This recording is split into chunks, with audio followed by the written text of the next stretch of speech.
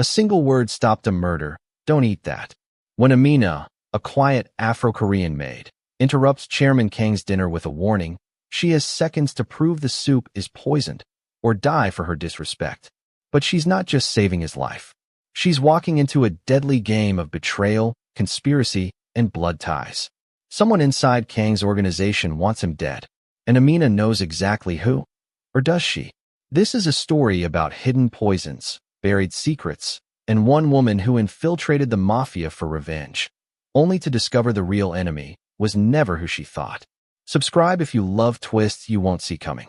The silver spoon was halfway to Chairman Kang's lips when Amina's voice cut through the silence like a blade. Don't eat that. The words escaped her mouth before her brain could stop them. 3 syllables that could end her life.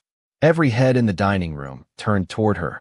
The new maid, the quiet Afro-Korean girl who'd been hired just 2 weeks ago and had barely spoken 10 words since arriving at the Kang mansion. Chairman Kang froze, the spoon of soup suspended in the air. His eyes, dark, cold, merciless, locked onto Amina with the kind of stare that had made grown men confess to crimes they hadn't committed. Around the table, his 3 lieutenants stopped eating, hands moving instinctively toward concealed weapons. What did you just say? Kang's voice was soft, which somehow made it more terrifying. Amina's heart hammered against her ribs. She stood by the wall where the servants waited, her hands trembling despite her best efforts to control them. She was 24 years old, had spent 6 months planning how to get into this house, and now she might die in the first month because she couldn't keep her mouth shut. But she'd seen it. The faint greenish tint in the steam rising from Kang's bowl. The way the soup's surface shimmered just slightly wrong in the candlelight. Her grandmother's voice echoed in her memory. Aconite turns the steam green when it's fresh, child. Always watch the steam. The soup, Chairman. Amina managed, her voice steadier than she felt. Please don't eat it. Kang's lead enforcer, a mountain of a man named Dae-young, was already moving toward her. You dare interrupt the chairman's meal? You dare give him orders? Wait. Kang raised one hand, stopping Dae-young mid-stride. The chairman was 52 years old, with silver threading through his black hair and the kind of presence that filled a room without effort. He'd built his criminal empire from nothing, and men who interrupted his dinner didn't usually live long enough to explain why. But something in Amina's face must have given him pause. Or maybe it was the absolute certainty in her voice despite her obvious terror. Explain, Kang said. You have 30 seconds. Amina's mouth was dry, but she forced herself to step forward, toward the table, toward the man who ruled Seoul's underworld with an iron fist. The steam, sir. Look at the steam from your bowl. Every eye followed her pointing finger. The soup bowl sat before Kang, still steaming. In the soft light of the dining room's chandelier, the steam rising from his bowl had a faint, almost imperceptible greenish tinge. The other 3 bowls on the table, belonging to his lieutenants, produced normal white steam. Aconite, Amina said quietly. Wolfsbane. It turns the steam green when it's fresh enough. Ground fine and added to hot liquid, it's almost undetectable by taste until you're already dying. Your lieutenant's soup is clean. Only yours is poisoned. The silence that followed was absolute. Kang stared at his soup bowl, then at Amina, then back at the soup. His jaw tightened. How, he said slowly. Does a maid know about aconite poisoning? Before Amina could answer, Kang picked up his bowl and hurled it against the wall. The porcelain shattered, soup splattering across the expensive wallpaper. He stood abruptly, his chair scraping across the floor. Dae-young, test it. Now. And find out who prepared this meal. His voice was ice and fury. If this girl is lying, she dies. If she's telling the truth. He didn't finish the sentence. He didn't need to. Everyone knew what happened to people who tried to poison Chairman Kang. 20 minutes later, Amina stood in Kang's private study, her back pressed against a bookshelf while the chairman paced in front of his desk. Dae-young had returned with the verdict. The soup had contained enough aconite to kill 3 men. The chef who'd prepared it had vanished, last seen running toward the servants' gate before anyone could stop him. Sit, Kang commanded, gesturing to the chair across from his desk. Amina sat, her hands folded in her lap to hide their shaking. The study was all dark wood and leather, with floor-to-ceiling windows overlooking Seoul's glittering skyline. This was where Kang ran his empire, where he ordered people killed, where he made decisions that affected thousands of lives. And somehow, she'd ended up here. Kang studied her with those calculating eyes. You saved my life tonight. That earns you answers instead of assumptions. So I'll ask again, how does a maid know about rare poisons? Amina took a breath. This was the moment. She'd planned for this, rehearsed it, but actually sitting here with Seoul's most dangerous man staring at her was different from practicing in her tiny apartment mirror. My grandmother, she said. She was an herbalist in Busan. She taught me about plants, medicinal and otherwise, including which ones could kill and how to recognize them. An herbalist. Kang's tone was flat, unreadable. And you just happened to be hired as a maid in my house 2 weeks ago. Yes, sir. Don't lie to me, girl. The chairman leaned forward, his hands flat on the desk. I've survived 30 years in this business by knowing when people are hiding something. You recognized a poison most doctors wouldn't catch. You weren't surprised when I threw the bowl. You expected danger. So tell me the truth, or Dae-young will extract it less pleasantly. Amina's fingernails dug into her palms. She'd known this moment would come eventually, but she'd hoped for more time, more preparation. But there was no time now, and lying would only make it worse. You're right, she said quietly. I did come here intentionally. Kang's expression didn't change, but something shifted in his eyes. Danger, calculation, and the faintest hint of respect. Why? My father. The words came out harder than she'd intended. His name was James Okafor. Nigerian. He met my mother in Seoul 25 years ago. They had me, and when I was 7, he died. Murdered. Shot 3 times in an alley in Dongdaemun. She watched Kang's face, looking for recognition, guilt, anything. But the chairman's expression remained neutral, waiting. Before he died, Amina continued. My father was involved in underground networks. Import, export. Things that weren't exactly legal. He worked with people in your organization, Chairman Kang. And someone in your organization killed him. Now Kang's eyebrows rose slightly. You're saying one of my people murdered your father? I'm saying someone ordered it. Someone with authority. Amina met his eyes directly, ignoring every instinct that screamed at her to look away. I spent 17 years trying to find out who.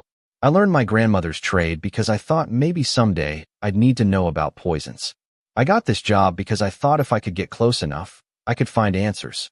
And tonight you saved my life instead of watching me die. Kang leaned back in his chair, studying her with renewed interest. Interesting choice for someone seeking revenge. I want the truth first, Amina said. Revenge without knowing why is just violence. My father used to say that. Kang was quiet for a long moment. Outside the window, Seoul stretched out in a carpet of lights. Finally, he spoke. Your father's name is familiar. James Okafor. Yes. He worked with my organization about 15, 16 years ago. Import logistics from West Africa. Amina's breath caught. You remember him. I remember a lot of people who've died in my service. Kang's tone was matter of fact. But I didn't order your father's death. If he was killed, it was either a personal dispute or someone acting without my knowledge. Or someone trying to cover something up, Amina said. Kang's eyes narrowed. Explain. My father kept records. Not many, but some. I found them after my mother died 3 years ago. Shipment manifests, names, dates. Most of it meant nothing to me, but there was one thing that stood out. She paused, choosing her words carefully. 2 weeks before he died, he wrote a note that said, they're moving against the chairman. No names, no details. Just that. The temperature in the room seemed to drop 10 degrees. Kang's casual demeanor vanished, replaced by the cold focus of a predator. You're saying your father knew about a coup attempt? I think so, and I think he was killed to silence him. Kang stood abruptly and walked to the window, his hands clasped behind his back. For a full minute, he said nothing, just stared out at the city he controlled. When he finally spoke, his voice was thoughtful. Someone tried to poison me tonight. Not a random attack. Aconite is expensive, hard to obtain, and requires knowledge to use properly. This was professional. He turned to face Amina. And you, the granddaughter of a man who died under suspicious circumstances in my organization, just happened to recognize it and save my life. I know how it looks, Amina said. Do you? Kang crossed his arms. Because from where I stand, there are 2 possibilities. 1, you're part of the plot, and saving me was a way to gain my trust for some larger plan. 2, you're telling the truth, and your father's death and tonight's assassination attempt are connected. I'm telling the truth. Perhaps, Kang returned to his desk and pressed a button on his phone. Dae-young, send in Min Seo. A moment later, a woman entered the study. She was in her 40s, sharp-eyed, wearing an elegant business suit that couldn't quite hide the shoulder holster beneath her jacket. Min Seo was Kang's head of intelligence, the person who knew everyone's secrets. Chairman, she said, bowing slightly. Run a complete background check on our new maid. Amina Okafor, daughter of James Okafor. I want to know everything. Where she's lived, who she's talked to, what she eats for breakfast. And pull the files on James Okafor's death. Something's not adding up. Min Seo's gaze flickered to Amina with professional curiosity. Time frame. Tonight. After Min Seo left, Kang turned back to Amina. You'll stay in the guest wing until we verify your story. You're not a prisoner, but you're not free to leave either. If you're telling the truth, you just became valuable. If you're lying, he didn't finish the threat. I understand, Amina said. One more thing. Kang's voice stopped her as she stood to leave. You said you know about poisons. How many? Dozens. My grandmother was thorough. Then starting tomorrow, you taste my food before I do.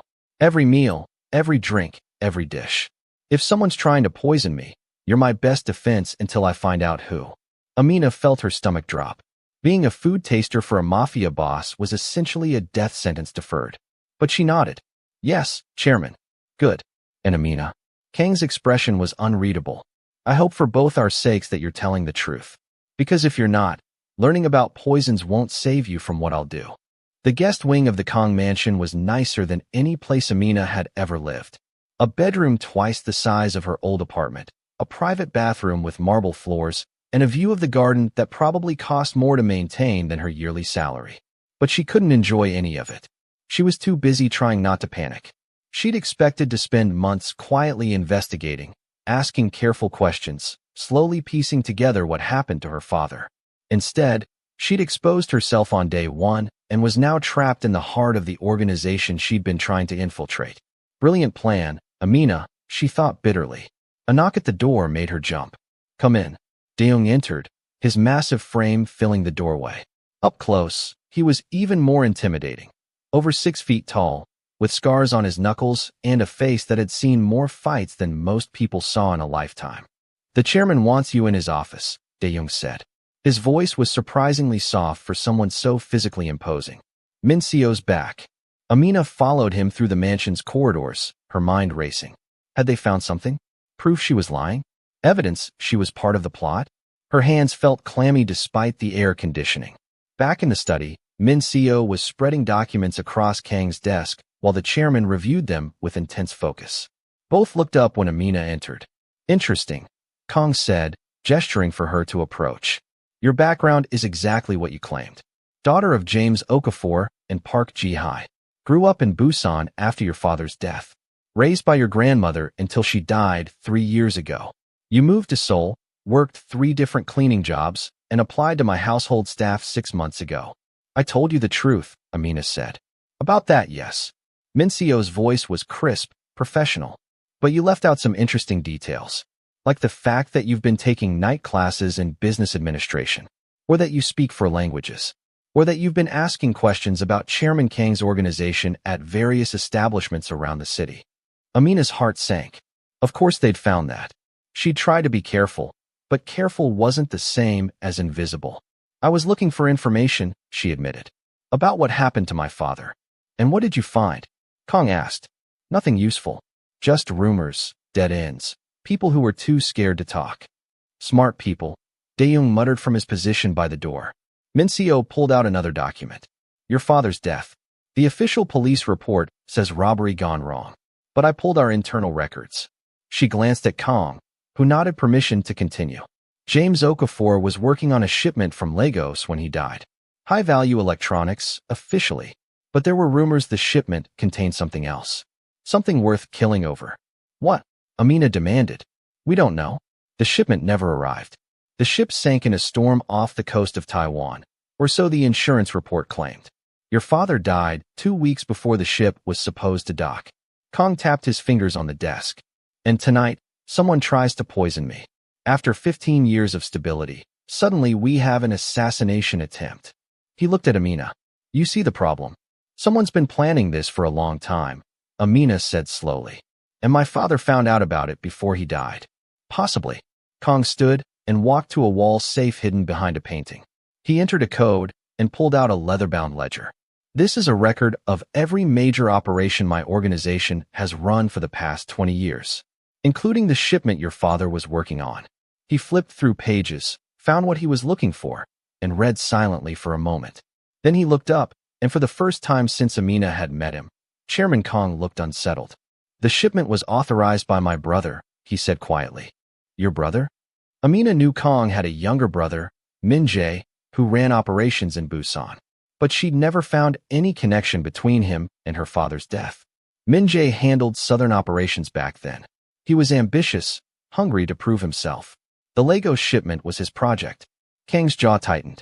And according to this, your father raised concerns about inconsistencies in the manifests, items that didn't match the insurance documents. What kind of items? It doesn't say. But 3 days after your father filed his concern, there's a note in Min Jae's handwriting. Issue resolved. Will handle personally. The room fell silent as the implication sank in. You think your brother killed my father, Amina said. I think my brother might have been involved in something he didn't want discovered. And if that's true, Kang closed the ledger with a sharp snap. Then tonight's assassination attempt takes on new meaning. Sir, Min Seo interjected. We should be careful about assumptions. Kang Min Jae has been loyal for 15 years, yes, Kang cut her off. 15 years of running Busan operations. 15 years of building his own power base. And now, suddenly, someone with professional knowledge tries to poison me. He looked at each person in the room in turn. Min Seo, I want you to investigate my brother. Discreetly. Look at his finances, his associates, any recent changes in behavior. Chairman, if he's innocent and finds out we're investigating him, then he'll understand it's necessary for security. Kang's tone left no room for argument. Dae-young, double my security detail. No food or drink reaches me without Amina testing it first. And assume every member of this household is a potential threat until proven otherwise. Yes, sir, Dae-young said. Kang turned to Amina. You wanted answers about your father's death. It seems we're both looking for the same truth now. You'll stay close to me, test everything I consume, and help me identify any other potential poisons. In exchange, when we find out what really happened 15 years ago, you'll have your answers. And if your brother was responsible? Amina asked. What then? Kang's expression went cold. Then he'll face the consequences. Family or not, betrayal is betrayal. Over the next 3 days, Amina's life became a strange mix of mundane and terrifying. She tasted every meal before Kang ate, testing for poisons with the knowledge her grandmother had taught her. She attended meetings, always standing quietly by the wall while Kang conducted business with his lieutenants. She learned the rhythms of the organization, the subtle power dynamics, the way people deferred to the chairman with a mix of respect and fear. And she watched, always watching. Min Seo's investigation into Kang Min Jae had turned up something troubling. Significant wire transfers to overseas accounts, disguised as business expenses, but with no clear legitimate purpose. Communications with known arms dealers in Southeast Asia. And most damning, a pattern of meetings with several of Chairman Kang's lieutenants. Men who theoretically reported to the chairman, not his brother. It looked increasingly like a conspiracy. A coup in the making. On the 4th day, everything came to a head. Amina was in the kitchen, preparing to test Kang's lunch, when Dae-young burst in with unusual urgency. The chairman wants you in the study. Now. She followed him at almost a run. In the study, Kang stood with Min Seo, both looking at a laptop screen with grim expressions. When Amina entered, Kang gestured her closer. We found something, he said. Show her. Min Seo turned the laptop so Amina could see. It showed an email exchange, dates going back several months. The sender was listed only as MB, but the content was clear enough. Plans to remove the obstacle. References to the shipment that was lost and finishing what we started years ago. And most chilling, a message from just 2 days ago. The first attempt failed. Prepare contingency. Eliminate the girl if necessary. The girl, Amina said, her voice hollow. That's me. Yes, Kang confirmed. They know you're a threat. That you recognize the poison and that we're investigating. He paused. There's more. Min Seo traced the email account. It belongs to one of my most trusted lieutenants, a man who's worked for me for 12 years. Kim Jae-sung, Min Seo added. He's been coordinating with your brother for at least 6 months, Chairman. Perhaps longer. Kang's expression was carved from stone. Where is he now? In the building. Second floor offices, reviewing accounts with the finance team. Bring him to me. Quietly. Don't alert the others yet. We don't know how deep this goes. 10 minutes later, Kim Jae-sung sat in a chair in Kang's study, his face a mask of confusion. He was in his 40s, well-dressed, with the kind of face that people trusted instinctively, which, Amina realized, probably made him perfect for betrayal. Chairman, what's this about? Kim asked. Dae-young said it was urgent. It is. Kang stood behind his desk, his posture relaxed but his eyes lethal. I need you to explain these emails. Min Seo turned the laptop around. Kim's eyes scanned the screen, and Amina watched his face carefully. For just a second, less than a heartbeat, genuine fear flashed across his features before he controlled it. I don't know what these are, Kim said. That's not my email account. Really? Because the IP addresses match your office computer. The timing matches your work schedule. And the writing style matches documents you've submitted to me for years. Kang's voice was calm, conversational. So let's try this again. Who are you working with? Chairman, I swear I don't. The gunshot was deafening in the enclosed space. Kim screamed, clutching his leg where Kang had shot him. Blood spread across his expensive trousers as he collapsed from the chair. Amina flinched but forced herself not to look away. This was Chairman Kang's world. Violence wasn't threatened, it was delivered. Who? Kang repeated, the gun still steady in his hand. Are you working with? Min Jae. Kim gasped through the pain. Your brother. He's planning to take over the organization. He has support from half your lieutenants. Why? He thinks you're weak. That you've gotten soft. He wants to expand into new territories, new business, but you keep refusing. Kim's words tumbled out frantically. The shipment 15 years ago, it was weapons. High-grade military equipment. Your brother wanted to move into arms dealing, but you would have shut it down if you'd known. So when that Nigerian guy started asking questions, James Okafor, Amina said, her voice tight. Yeah, Min Jae had him killed, made it look like a robbery, and he sank the ship to destroy the evidence. Kim's face was pale from blood loss and fear. But he never forgot, never forgave you for limiting his ambitions. So he's been building his own power base, waiting for the right moment. And the assassination attempt. Kang asked. That was him. He knew you'd never step down willingly, so he decided to remove you. Take control while everyone was still reeling. But then this girl. Kim gestured weakly at Amina. She spotted the poison and ruined everything. Kang lowered the gun slowly. How many are with him? I don't know exactly. Maybe 6 or 7 of your top people. Plus his own organization in Busan. He was planning to move within the next week, after you were dead. And now he knows the plan is compromised. He'll move up the timeline. Come for you before you can consolidate your defenses. Kim laughed bitterly through his pain. You're going to war with your own brother, Chairman. And he's been preparing for this fight a lot longer than you have. Kang looked at Dae-young. Get him medical attention, then secure him. He'll stand trial before the council. To Min Seo, contact every lieutenant we trust. I want them here within the hour. And double the perimeter security. Sir, Min Seo said carefully, Kim is right. If your brother knows we're onto him, he'll accelerate his plans. We might not have much time.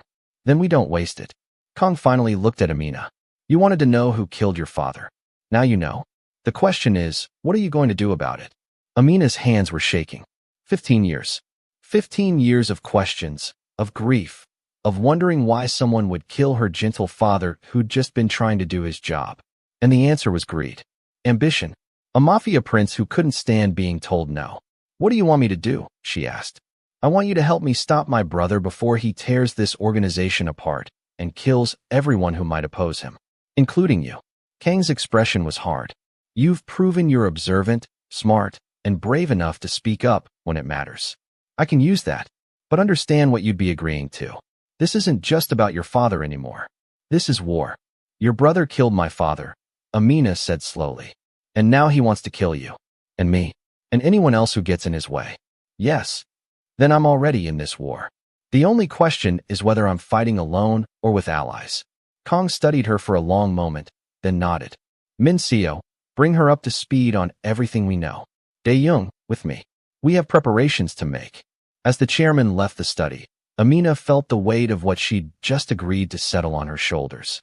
She'd come to this mansion seeking answers about the past.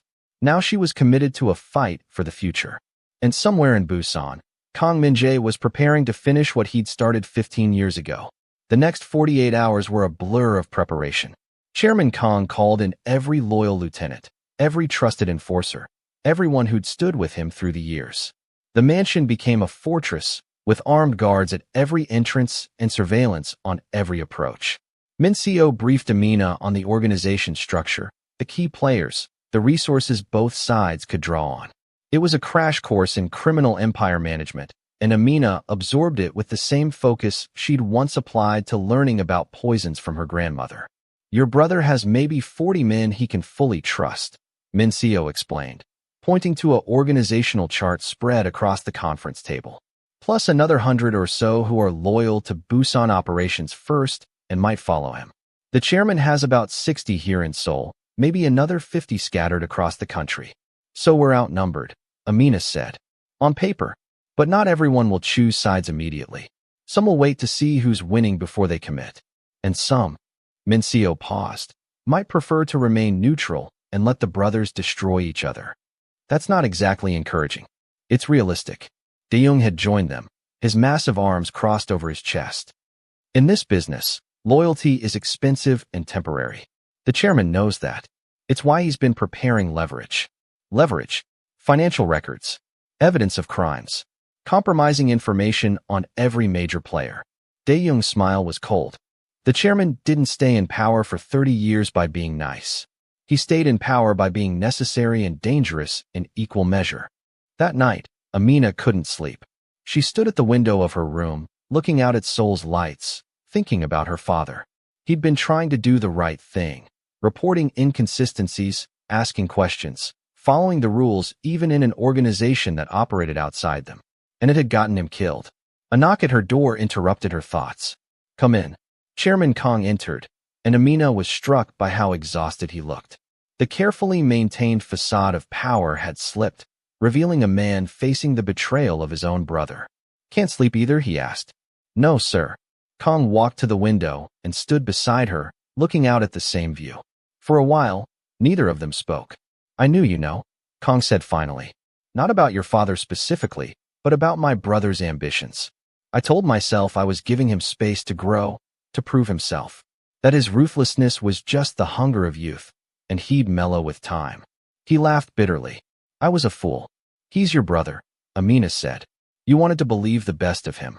In this business, that kind of optimism gets you killed. Kang turned to face her. Your father saw something wrong and reported it. He died for it. You saw poison in a soup bowl and spoke up despite the danger. What? Amina considered the question. Because staying silent felt worse than the risk of speaking. That's rare. Most people protect themselves first. Most people didn't grow up with my grandmother. She used to say that poison works in silence. That the only antidote is truth, even when it's dangerous. Kang smiled slightly. She sounds like she was wise. She was. Amina paused, then asked the question that had been burning in her mind. Chairman, if we stop your brother, what happens to him? The smile vanished. He'll face justice. Our justice, which isn't gentle. He ordered my father's death. Yes. So I should want him dead. I should want revenge. Amina's voice was quiet. But I don't know if I want blood on my hands. Even his. That's not weakness, Kang said. That's humanity. Hold on to it. In this world, it's rare enough to be valuable. The attack came the next morning. Amina was in the kitchen, preparing to test Kang's breakfast, when the first explosion shook the mansion. The blast came from the east wall, where the main gate was located. Alarms shrieked, and within seconds, gunfire erupted from multiple directions. Dae-young burst into the kitchen, grabbed Amina's arm, and pulled her toward the interior of the house. The chairman's in the safe room. Move. They ran through corridors filling with smoke. Kang's security team was returning fire, but the attackers had come in force. Amina caught glimpses through windows, men in tactical gear, professional mercenaries mixed with Min-jae's regular troops. This wasn't a raid. It was an invasion. The safe room was in the basement, behind a reinforced door that could withstand anything short of military-grade explosives. Chairman Kang was already there, along with Min Seo and 3 other lieutenants. All were armed. How many? Kang demanded as Dae-young sealed the door. At least 50 that I saw. Could be more. Dae-young checked his weapon. They hit us from 3 sides simultaneously. Professional timing. Min Jae's not taking chances, Min Seo said. He brought enough force to overwhelm us completely. Kang's face was grim. Communications? Jammed. He's blocking all frequencies. We can't call for reinforcements. The sound of fighting echoed through the mansion above them. Gunfire, shouts, the crash of breaking furniture. Amina's hands were shaking.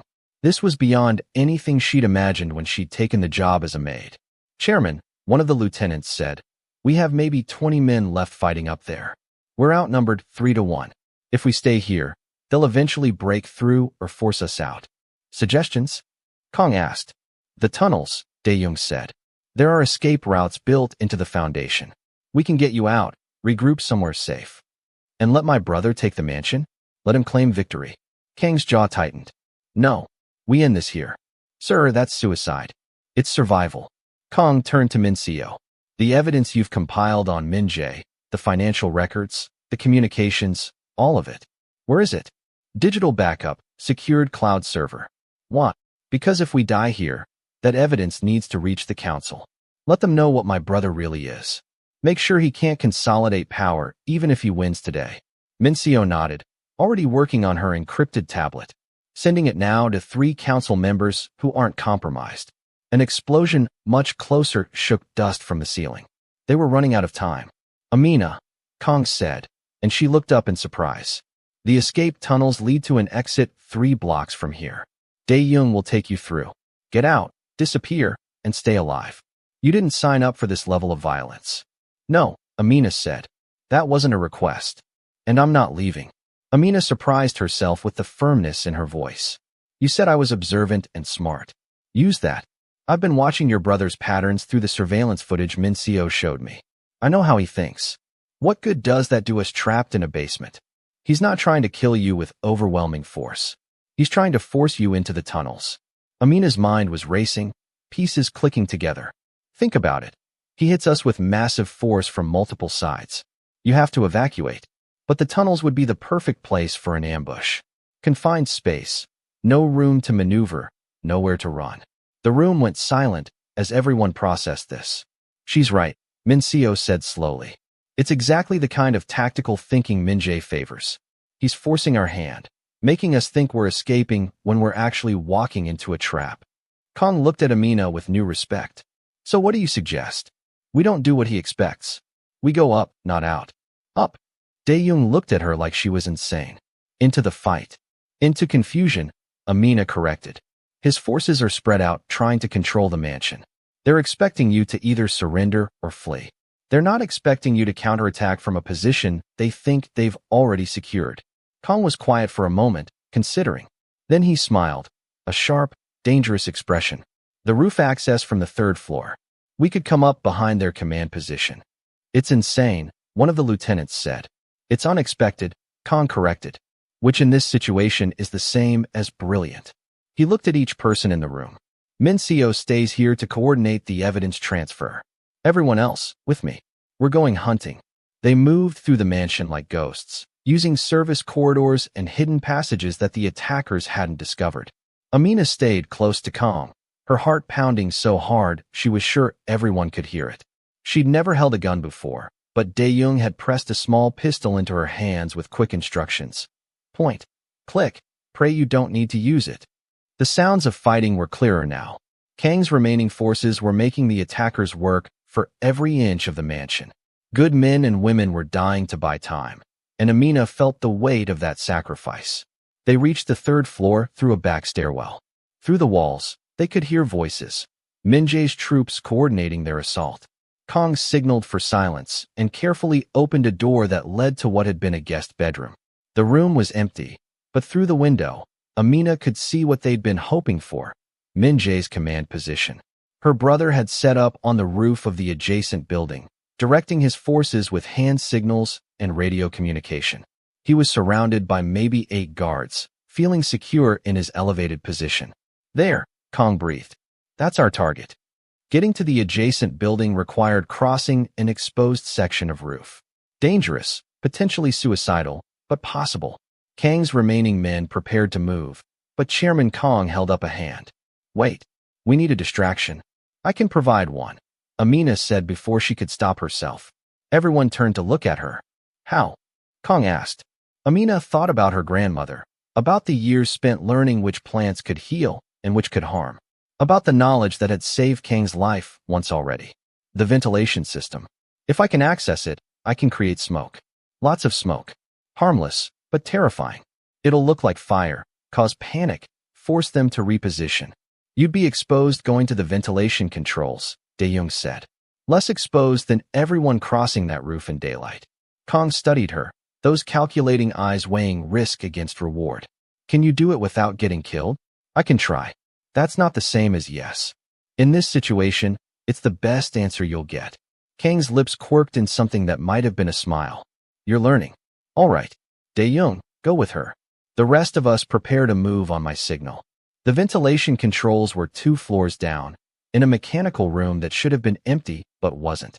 2 of Min Jae's soldiers were using it as a staging area, smoking cigarettes and checking their weapons. Dae-young took them both down with brutal efficiency before they could shout a warning. Amina tried not to look at the bodies as she moved to the control panel. Her grandmother had taught her about dozens of plants, including several that produced thick, white smoke when burned. Amina had spotted some in the mansion's garden, ornamental plants that the landscapers had no idea were mildly toxic. She'd harvested them earlier, thinking they might be useful. Now she crushed the leaves and stems into the ventilation intake, adding just enough heat from a maintenance lighter to start them smoldering. Within seconds, thick white smoke began pouring into the system. Throughout the mansion, vents started billowing white clouds. It looked exactly like fire, and Min Jae's forces reacted exactly as Amina had predicted. Panic. Fire. The whole place is going up. Fall back. Regroup outside. The attackers flooded toward the exits, their careful positions abandoned in the face of what they thought was an inferno. And in that moment of chaos, Chairman Kang and his team made their move. They crossed the roof gap in seconds, moving with the kind of speed that came from years of survival instinct. Min Jae's guards on the adjacent building were distracted by the smoke, trying to figure out what was happening, which gave Kang's team the opening they needed. The fight was short and brutal. Dae-young moved like a force of nature, taking down 3 men before they could properly react. Kang himself moved with surprising speed for a man his age, his gun barking precise shots that dropped targets with professional efficiency. And then Chairman Kang stood face to face with his brother. Kang Min Jae was younger, leaner, with the same sharp eyes but a harder expression. He held a gun, but he didn't raise it. Maybe because he knew it was over. Maybe because some part of him still remembered when they were family. Brother, Min Jae said quietly. Don't, Kang replied. You lost that right when you tried to poison me. When you killed an innocent man to cover your crimes. When you decided your ambition was worth more than everything we built. Everything you built, Min Jae corrected. You never let me build anything. Always holding me back, limiting my potential. The arms deal 15 years ago would have expanded our reach, made us more powerful than you ever dreamed. It would have brought attention we couldn't handle. Started wars we couldn't win. You're weak, Min Jae spat. You've been weak for years. The organization needs stronger leadership. The organization needs leadership that thinks beyond the next profit margin, Kang said. That understands some lines shouldn't be crossed. Lines? Min Jae laughed bitterly. We're criminals, brother. We crossed every meaningful line decades ago. Pretending otherwise is just hypocrisy. Maybe, but at least I don't murder fathers and orphan daughters for convenience. Min Jae's eyes flickered to Amina, who'd climbed up behind Kang's team. The girl. James Okafor's daughter. You've been busy, haven't you? Playing detective, turning my brother against me. Your brother was already against you, Amina said, her voice steadier than she felt. You just didn't realize it until it was too late. You killed my father because he asked questions, but you created something worse. Someone who'd spend 15 years learning how to find answers. Should have killed you too, Min Jae said, when I realized who you were. But I thought a lowly maid wasn't worth the trouble. That, Kang said, was your second mistake. Your first was betraying me. Min Jae's hand twitched toward his gun, but he never made it. Dae-young had a weapon pressed to his spine before he could move. It's over, Kang said. Call off your men. Let them retreat. They were following orders. They don't need to die for your ambitions. For a long moment, Min Jae said nothing. Then he pulled out his radio and gave the order to withdraw. Throughout the mansion and surrounding area, the fighting stopped. Min Jae's forces, seeing their leader captured, began falling back. The war was over almost as quickly as it had started. 3 days later, Amina stood in Chairman Kang's study one final time. The mansion was being repaired, new security measures being implemented, and the organization was slowly returning to stability. Min Jae had been taken before the council, the group of senior figures who governed the broader criminal network. His trial had been swift. His punishment would be permanent. You're leaving, Kang said. It wasn't a question. Yes, Amina confirmed. I got my answers. I know what happened to my father, and I've seen justice done. There's nothing keeping me here. Nothing. Kang raised an eyebrow. I could offer you a position. You've proven yourself valuable, intelligent, brave, adaptable. The organization could use someone like you. I'm not a criminal, Chairman. Neither was your father. Not really. He was just a man trying to make a living in difficult circumstances. Kang stood and walked to his desk, pulling out an envelope. He was also owed money. Payment for the work he did before he died. I've calculated interest over 15 years. It's yours. Amina took the envelope, feeling its weight. This is a substantial amount. Enough to finish your education, start a business, whatever you want. You earned it. Not just for what your father did, but for what you did. You saved my life twice, once from poison, once from my own blindness about my brother. I just did what seemed right. Exactly. In this world, that's revolutionary. Kang extended his hand. Thank you, Amina Okafor. Your father would be proud of you. Amina shook his hand, then turned to leave. At the door, she paused. Chairman, your brother asked me a question during the fight. He asked if some lines shouldn't be crossed. You said yes. Do you really believe that? I do, Kang said. It's what separates leaders from tyrants. Power without limits destroys everything, including itself. Your father understood that. He drew a line and died defending it. You drew a line too, when you warned me about the poison. Lines matter. Amina nodded, understanding. Then I hope you keep drawing them. For everyone's sake. She walked out of the mansion into Seoul's afternoon sunlight, the envelope heavy in her bag and her grandmother's voice echoing in her memory. The only antidote to poison is truth, even when it's dangerous. She'd found her truth. She'd spoken it. And somehow, impossibly, she'd survived. Behind her, Chairman Kang watched from his window as the young woman who'd saved his life and his organization disappeared into the city. He thought about her father, about the choice that had been made 15 years ago, about all the small decisions that had led to this moment. Then he returned to his desk and picked up the phone. There was work to do, an organization to rebuild, trust to restore, and new lines to draw in the sand. The work of a lifetime, really. But for the first time in weeks, Chairman Kang smiled. Because if a maid could stop a murder with 3 words, then maybe, just maybe, there was hope for all of them yet. Amina's choice changed everything. She chose truth when silence would have been safer. She chose to stand when running would have been easier. And in doing so, she stopped a war, solved a 15-year-old murder, and proved that sometimes the most powerful weapon isn't a gun or a poison. It's the courage to speak up when it matters most. What would you have done in her position? Would you have warned Chairman Kang, knowing it could cost you your life? Would you have stayed to fight or taken the escape route? Drop your thoughts in the comments below. And if this story of poison, betrayal, and one woman's search for truth kept you on the edge of your seat, hit that subscribe button and turn on notifications. We've got more stories like this coming every week. Tales of courage, consequence, and the impossible choices that define us. Thanks for watching, and remember, sometimes the most dangerous poison isn't in a bowl of soup. It's in the silence we choose to keep. See you in the next one.